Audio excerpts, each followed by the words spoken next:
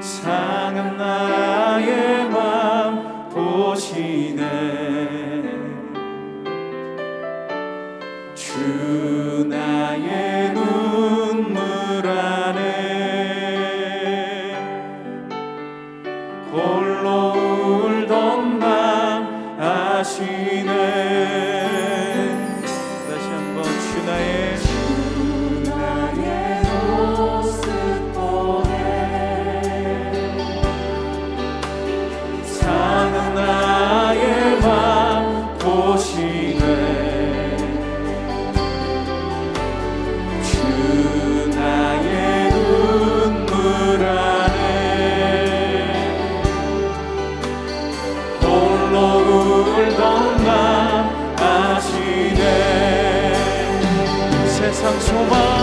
세상 소망 다 사라져가고 주의 사랑은 끝이 없으니 살아가는 이 모든 순간이 주 은혜임을 나는 믿네.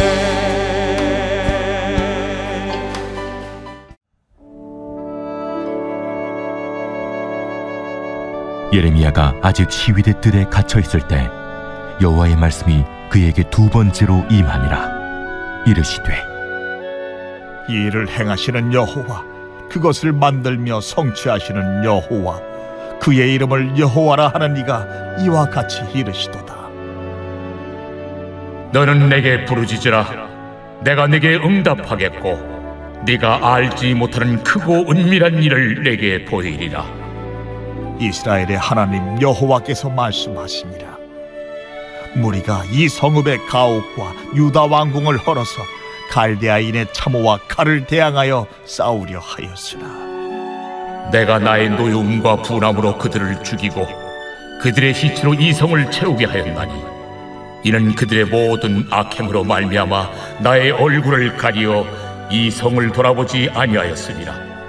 그러나 보라, 내가 이 성읍을 치료하며 고쳐 낫게 하고 평안과 진실이 풍성함을 그들에게 나타낼 것이며 내가 유다의 포로와 이스라엘의 포로를 돌아오게 하여 그들을 처음과 같이 세울 것이며 내가 그들을 내게 범한 그 모든 죄악에서 정하게 하며 그들이 내게 범하며 행한 모든 죄악을 사할 것이라.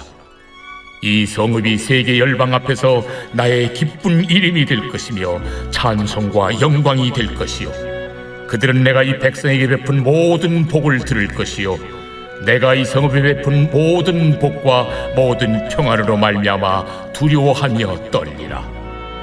여호와께서 이와 같이 말씀하시니라. 너희가 가리켜 말하기를 황폐하여 사람도 없고 짐승도 없다 하던 여기 곧 황폐하여 사람도 없고 주민도 없고 짐승도 없던 유다 성읍들과 예루살렘 거리에서 즐거워하는 소리, 기뻐하는 소리, 신랑의 소리, 신부의 소리와 및 만군의 여호와께 감사하라.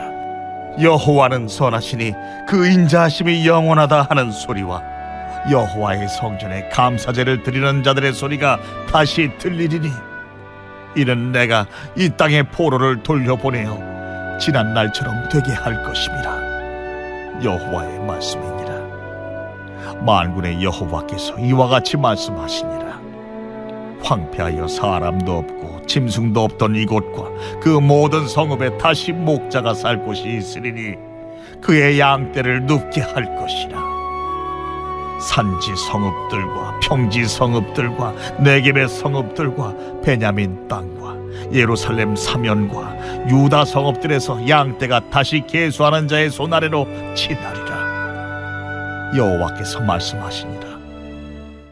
오늘 본문은 아직 예루살렘이 완전히 멸망당하지 않은 상황에서 하나님은 예루살렘의 멸망에 대한 예언과 더불어 예루살렘의 회복에 대한 메시지를 예레미야를 통해 말씀하십니다. 오늘 본문을 크게 세 부분으로 나눌 수 있습니다. 첫째, 2절, 3절은 하나님은 예레미야에게 부르짖으라고 명령하십니다. 하나님이 계획하고 계신 크고 은밀한 일을 알려주겠다고 약속합니다. 하나님은 자신이 크고 은밀한 일을 충분히 계획하시고 알려주실 수 있음을 말씀하십니다. 하나님은 이를 행하시는 여호와, 그것을 만들며 성취하시는 여호와이시기 때문입니다. 여기서 은밀한에 해당하는 히브리어는 접근할 수 없는, 견고하는 의미합니다. 은밀한의 의미는 감추어 있다, 숨어 있다라는 의미가 아니라 헤아릴 수 없다, 접근할 수 없다라는 의미로 해석할 수 있습니다. 따라서 하나님이 계획하시고 이루실 일은 인간의 지식으로 한계를 느끼며 도저히 이해할 수 없는 영역이라는 것을 받아들여야 합니다. 우리 인간이 도저히 상상도 할 수 없는 놀라운 일이 바로 크고 은밀한 일이라는 것입니다. 둘째, 4절에서 5절은 하나님은 예루살렘과 유다 왕조의 멸망에 대한 예언을 하십니다.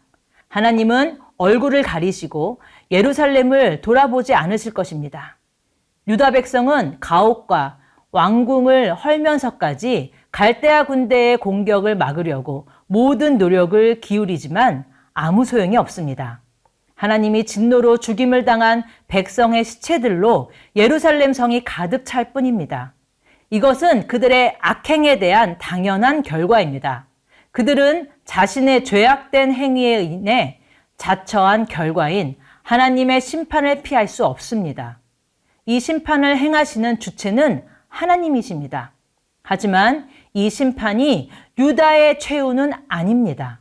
하나님은 유다를 위한 크고 은밀한 일을 계획하시고 그것을 반드시 이루실 것입니다.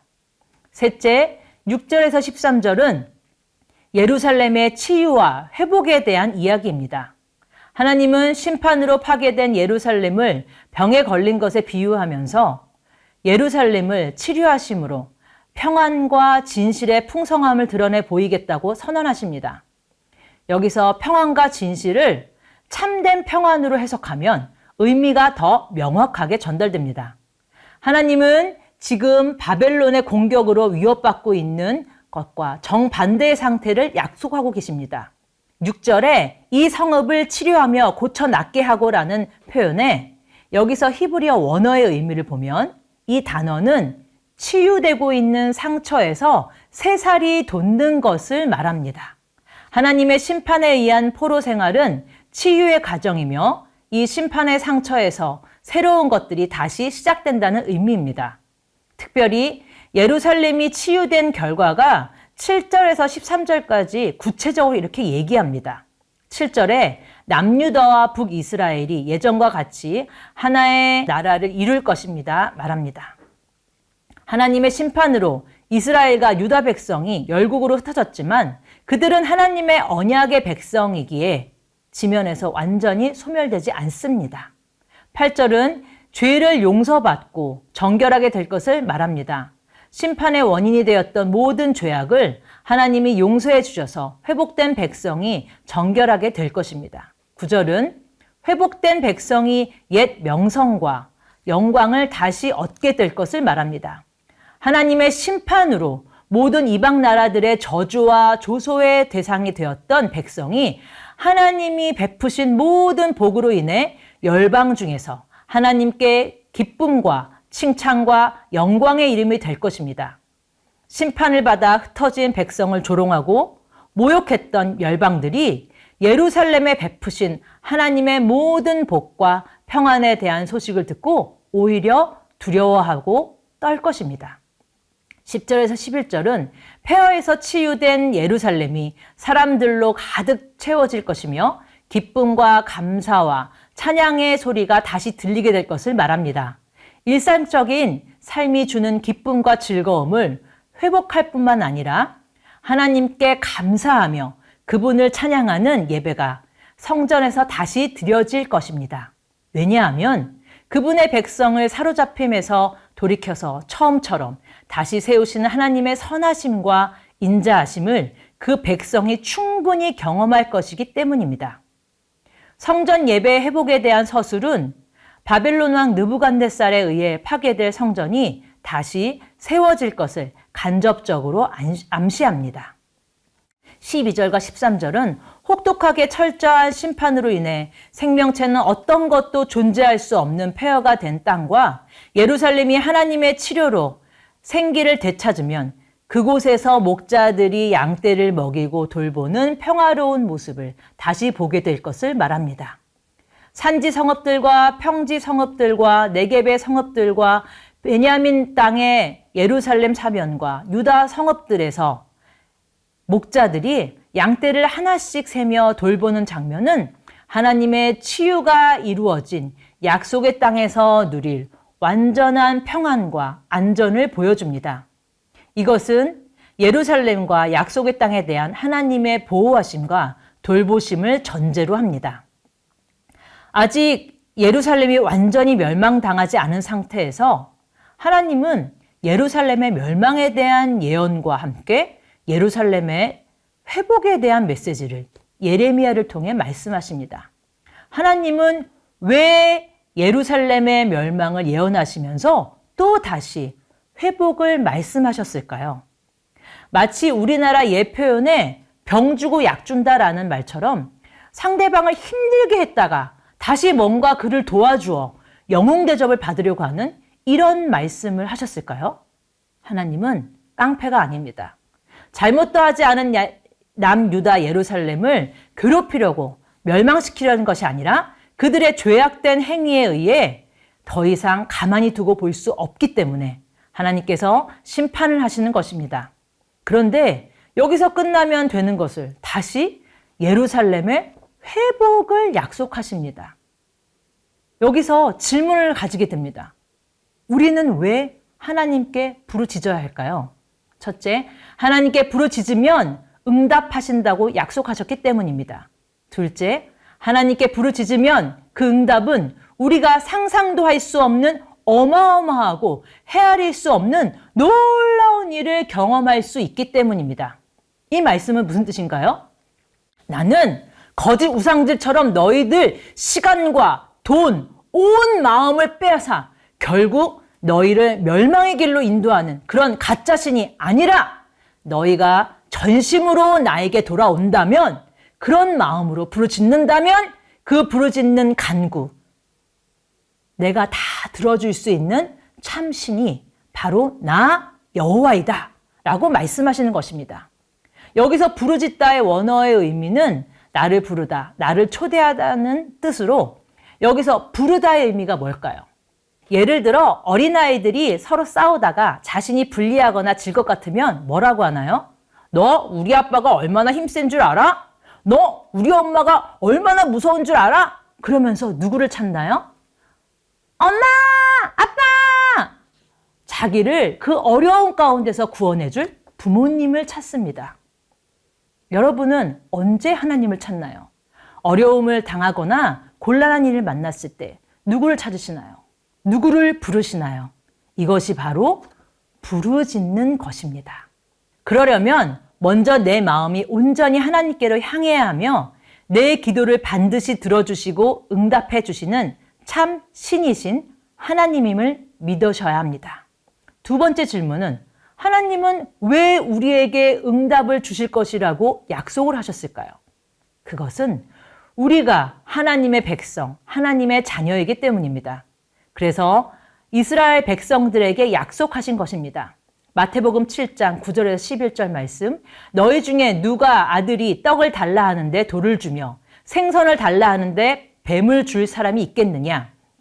너희가 악한 자라도 좋은 것으로 자식에게 줄 줄 알거든 하물며 하늘에 계신 너희 아버지께서 구하는 자에게 좋은 것으로 주시지 않겠느냐? 죄가 많은 인간의 부모도 자녀에게 좋은 것을 주기 원합니다. 하물며 선하신, 거룩하신 하나님은 하나님의 자녀에게 어떠실까요? 하나님은 자기의 자녀 이스라엘 백성들이 죄악된 길에서 하나님께로 돌이키면 다시 회복을 주신다고 약속하십니다. 그 말씀이 지금도 유효하여 저와 우리에게 약속하십니다. 왜요? 우리가 하나님의 자녀이기 때문입니다. 오스왈드 챔버스는 이런 말을 했습니다. 기도는 더 위대한 일을 하도록 하는 것이 아니다. 바로 기도 자체가 위대한 일이다. 저는 이 시간 여러분에게 여기에 한 가지 더 덧붙여서 말씀드리고 싶습니다.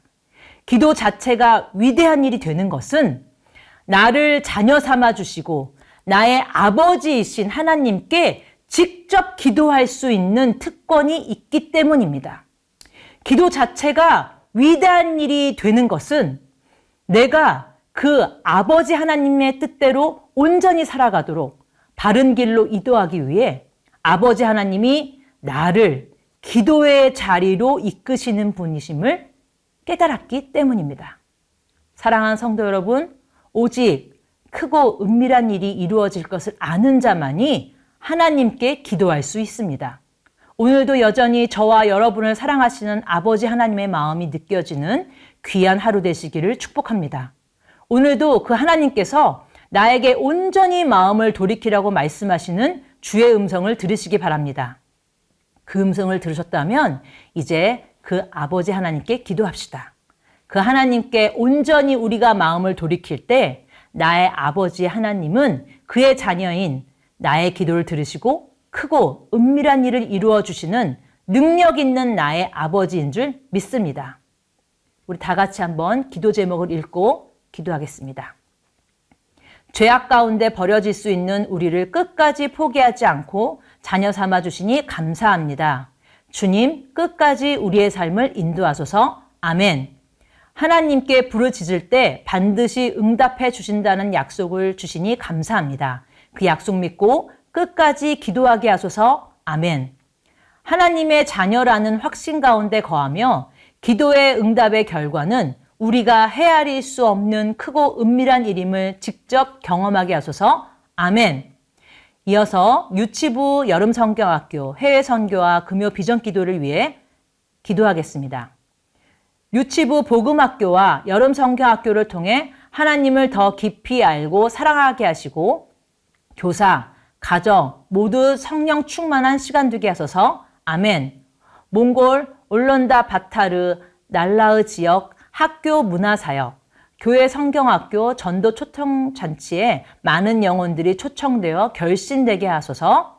선교기간, 기상, 교통, 질병으로부터 대원들의 안전을 지켜주소서. 아멘. 중국, 러시아 선교를 통해 북녘의 땅을 보며 기도할 때마다 주님의 마음을 품게 하시고 그 땅을 치유하여 주소서. 모든 여정을 안전하게 지켜주시고 국경 통과가 순조롭게 되게 하소서. 아멘. 7월 19일 말씀을 전하시는 김영상 목사님에게 성령의 충만함을 주시고 교회에 꼭 필요한 말씀을 통해 위로와 도전과 은혜의 시간이 되게 하소서. 온 교회 성도가 금요 비전기도를 통해 기도의 능력을 경험하게 하소서. 아멘. 다 같이 기도하시겠습니다.